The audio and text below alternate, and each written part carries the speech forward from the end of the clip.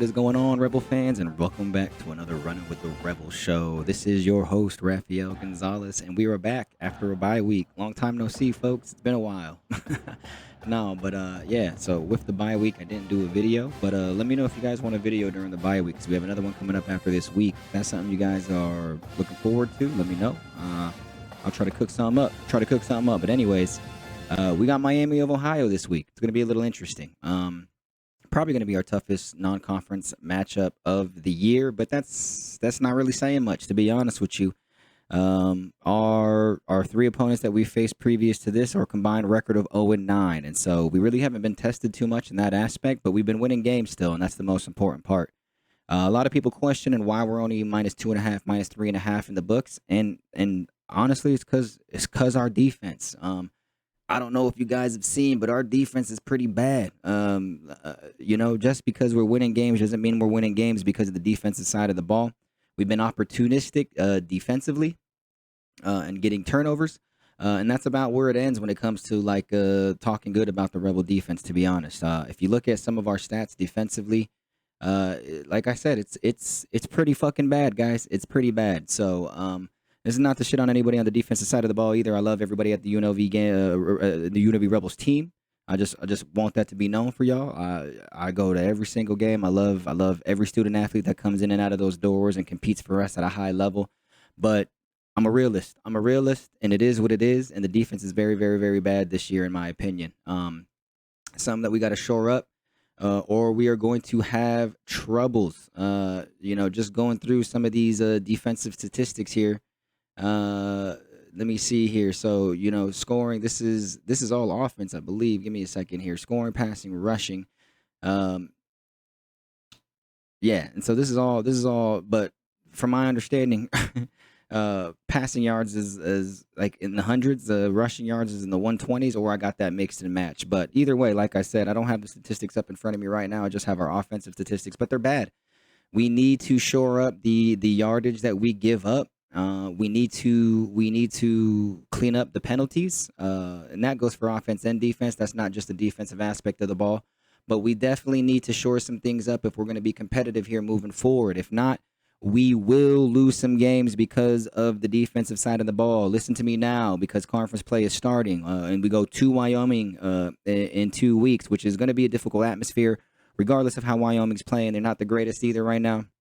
Their defense didn't look too great against Utah. But all of that speaking, it's difficult to win up there. Utah has a little bit of elevation, and so it's not much of a disadvantage for them when they go to Wyoming. But for us, it's going to be more so. Vegas is only around 2,000 or 3,000 elevation, I think, above sea level. Wyoming's sitting at like 7,600 feet above sea level. It's going to be very difficult fitness-wise to maintain that. Thankfully, we have a little bit of depth on both sides of the ball, so hopefully we can shore that up. But honestly, defensively, we have to clean things up, or else it will be a problem for us moving forward here. Speaking about that, like I said, some of the worst stats that we see yardage wise, and what we make up for that on defense is through our opportunistic ways when it comes to turnovers, when it comes to getting like sacks or tackles for loss in opportune times, and that's kind of what saved us here in these first couple games. Because realistically, if we look at it, in the first game that we played against Idaho State, even though it was 3 or 4 interceptions, I believe it was. If we don't get the one towards the end of the game there with Marcel McDuffie to finish that game out, they might come down and score on us. And some people are saying, well, we got the interception. I get that. But like I said, if we need to do a better job of stopping offenses in a more traditional fashion instead of just grabbing the turnover. Turnovers are great. If we can still maintain those turnovers throughout the whole year, it's going to be a super benefit to us. But we need to shore up the yardage given up somehow, some way defensively if we want to have a shot in these games down the future, especially against better teams. I believe we play Utah State. I believe we play Boise State.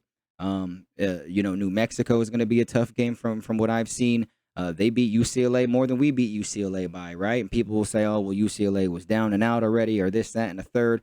Regardless of the excuses that you make, they beat them by more than we did. They took their game to them how we should have finished our game when we played them at our home, and they were on the road. That's another thing that I'd like to say too, is New Mexico went on the road. I know there's no home field advantage really for for them because it was a very small crowd at UCLA, at least traditionally for them. But it's the defense is something that we have to clean up here moving forward, or else it will be a problem for us. Offensively, we look okay. We need to make sure that we finish on all four quarters. Our offense has been hit or miss when it comes to finishing out the complete game. We usually tend to give 2 or 3 good quarters, and then we kind of falter in one of those quarters that kind of sets us back. The UCLA game was that third quarter. They went on 2 really big drives, and so really, we really didn't have the ball much to do something with it. But in that aspect, we got to control the flow of the game better. And so if we're up big, we got to make sure that we're running for first downs and getting those first downs. So that way we kind of control time of possession and I think I just spit a little bit. Excuse me. But time of possession and controlling that clock a lot more. You know, but so those are the things that we have to work on. We need to offensively, like I said, time of possession, finishing on all four quarters. The only real game that I think where our offense kind of was there for all four quarters of the game was probably that first game against Idaho State. Even in that Sam Houston State game, we kind of flourished for like the first half. And the third quarter again, we kind of came out, sputtered a little bit, allowed them to kind of chip and get their way back into the game. And so offensively, we've been scoring a lot of points. We've been doing what we need to do to kind of get ourselves ahead in these games because of how bad our defense is. But we just kind of need to finish out that last quarter or two and really take it to the other team, put the foot on the gas, not take the foot off the gas and kind of go on cruise control, but kind of lay that foot down on the gas and pedal through, right? And really put it down on the other team. So that way there's no doubt about the finishing outcome of the game. Other than that, it's going to be at Oxford, Miami of Ohio. It's going to be in Oxford, Ohio, at the University of Miami of Ohio. And it's going to be a really early game. That can be something that affects us as well too. Being on the road at 9 o'clock in the morning our time, I think is going to be very difficult for us. That we may have a slow start going into this game. Hopefully that's not the case, because offensively we're going to need to hit on all cylinders. I think still until the defense proves otherwise to me that we can actually come through and stop some people. I just don't see that our offense not having to put up 30 or 40 points a game for us to win games consistently here. Speaking about a little bit about Miami of Ohio, they got a running quarterback for the most part. He's only had 334 passing yards through the first 2 games. Granted, this is against P4 competition. First week was against Wisconsin. Second week was against Rutgers. And so we are going to definitely need to make sure. Bird, can you chill? Chill, Bird. Chill. Sorry, y'all. But anyways, so we're gonna need to really pressure him, contain him, pressure him, and put him in that kind of pressure situation to make him really think about what he's doing when he does throw the ball. Like I said, only 334 yards, no touchdowns, 3 INTs, but he has played 2 Power 4 competition. First week against Wisconsin, second week was against Rutgers, and so that's something that we're gonna need to do is apply that pressure. And I don't think we necessarily need to send 7 or 8 like Gunther has been doing lately, like all the time. Only sending 5, or and still having a zone schematic in the back that works, because we need help to like kind of shore up those yardage. He is their leading rusher as well with 98 yards, and so their offense is fully through him, right? It's gonna if he's able to get outside the pocket and get real big run gains and kind of go and gash us for 30 or 40 or 50 yards, it's gonna be a long day for us offensively. And then once that happens, it might open up the pass game a little bit for them. But if we can put the pressure on him, make him make quick decisions with the ball, maybe make some bad throws and get some interceptions, and then also get some sacks to maybe make him feel that pressure, we might be okay defensively, because it seems that everything, and I know I said that with Hunter Watson too against Sam Houston State, but everything goes through him offensively. It seems like.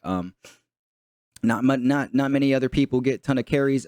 Kenny Tracy is their second leading rusher with 12 carries for only 28 yards, and that's through 2 games. So, like I said, we need to contain the quarterback. Containing the quarterback is going to be a huge deal for us this week. Getting some pressure on the quarterback defensively and getting off on third downs, which we've done somewhat particularly well, but we've given up a lot of penalties that have allowed drives to continue on third down, and so we got to shore up that discipline as well. Other than that, I think we win this game. I know we're only 2.5 point favorites, but I do think we come out with the victory. But I think it's going to be probably a high scoring game again. 35-28, something like that. I think our offense is going to need to put up a bunch of points again for us to kind of withstand. I know some people might think I'm crazy in that aspect, but I don't think DeQuan Finn is that bad of a quarterback as his stats portray. I think they just played two teams that are a little bit higher quality than them, and I think we're a little bit higher quality than them as well when it comes talent wise. But we'll see. We'll see. Like I said, the 9 a.m. start time might be an issue for us going into the game.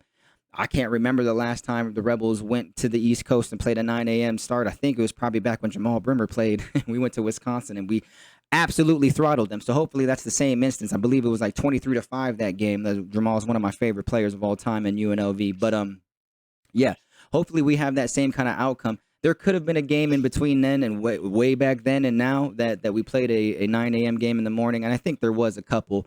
I think we played was the Tennessee game in the morning? I'm not sure, but there definitely was probably some other games that were early starts. But getting out to a quick start is going to be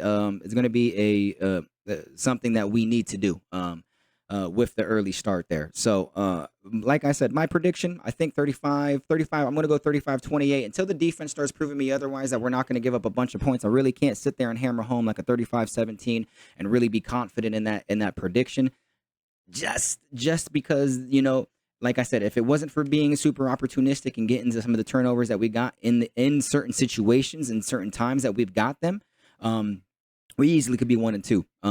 If Marcel McDuffie doesn't get the pick in the first game, Idaho State probably still drives down. Right, it was just a really bad throw in my opinion by their quarterback. But they have a possibility to tie the game there at the end. Who knows what happens? And same thing with UCLA. UCLA was driving that whole second half. They were driving again that last drive. And if it wasn't for an opportune hand going up by Marcel McDuffie, we probably in a tie game or maybe lose that game as well too. And so these are the things the defense needs to work on and is continue with a full four quarter game. Last week against UCLA was really good in the first half. We were putting enough pressure on Nico to make him make bad decisions with his throws. We're going to need the same thing this week, but we need it to maintain throughout four quarters. Last week's second half was almost like a Jekyll and Hyde. It was a complete opposite of what we did in the first half, and it allowed UCLA to get back in the game. A lot of it was like a lot of short, flat, like little running back flats or little quick crossing patterns across the field that really got us, I feel like, a lot of the times. And a lot of the times I feel like it's because we were sending a bunch of people and they weren't really getting the same pressure that they were getting in the first half. It worked in the first half when Gunther was sending like 7 or 8, and all out blitzing and only keeping man on the outside with a safety over top, right? And it was working because we were able to get the pressure. In the second half, UCLA made the adjustments and I say last week, it was 2 weeks ago. It's because the bye, excuse me. These buys, especially like one right in front of this Miami of Ohio game, and the after is a little bit weird. But no, in the second half, it seemed like UCLA made the adjustments when it came to protection. I think I remember watching the game, and they had moved the right tackle or to the left hand side of the line, or vice versa, the left tackle to the right hand side. Their protection looked a lot better in the second half, and us sending a bunch of guys and free fire blitzing and sending 7 or 8 really wasn't working in the second half. They were able to protect Nico enough, get the ball out quickly into those flats and into those quick crossing patterns, and it became a real issue for us in that second half because offense never really had the ball in the third quarter, and in the fourth quarter we did just enough by scoring the 1 touchdown for us to maintain that lead and win that game. I would really, really love to see the Rebels come out and make that step and make that next step, that next jump forward, that leap, whatever you want to call it, and really shut down Miami of Ohio. So really to get people talking about us 4-0 going into conference play. It would be fantastic if we can win this game like 35-10, something like that, and really show how we've made that next step defensively, right? And playing a full 4 quarters, maintaining pressure and playing good throughout the whole game, and offensively not sputtering that 1 or 2 quarters where it allows the other team to kind of get back in the game. I would really like to see a dominant fashion. I just don't see it happening. I think it's, like I said, going to be 35-27, 35-28, something like that. Rebels are going to win. We're going to go into conference play 4-0 with a tough matchup going into Wyoming. So I should have said it in the beginning, but if you guys enjoy what you're seeing, please like and subscribe. It helps the channel. Let me know, like I said, if you guys want another video in the bye week coming up. And thank you guys so much for tuning in. Until next time, UNLV, go fight, win. As always, all right, let's go. Hey, if anybody's going to that little watch party and getting some beers, let me know. I gotta coach my son in the morning, but it'd be nice. It'd be nice if I can catch a watch party one of these days with some other Rebel fans and whatnot. Other than that, I'll see you guys next this Sunday coming up. Actually, not next week, but this Sunday coming up for the day after report, and we'll talk about the game some more and our future matchups coming up. Peace out, y'all.